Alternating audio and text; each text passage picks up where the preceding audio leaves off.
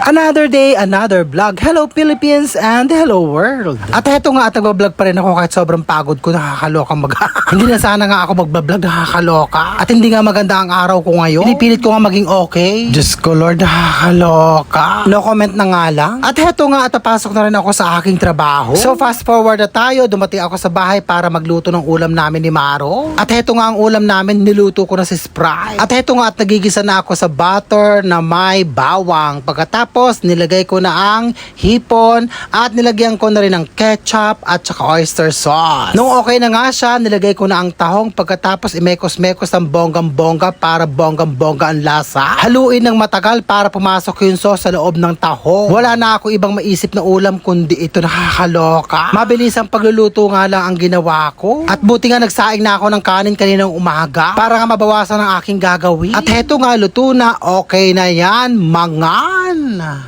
Kain po tayo.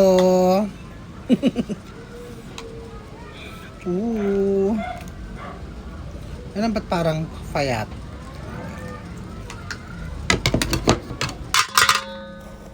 Ay! Nakalikod yung tapunan, no? Harap.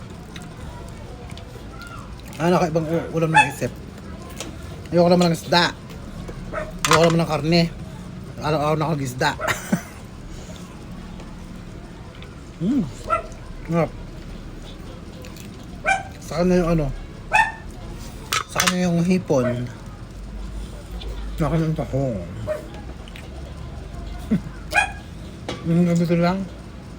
Okay na yan. I love you all. I thank you. Napagalitan. Ay, tinoan eh.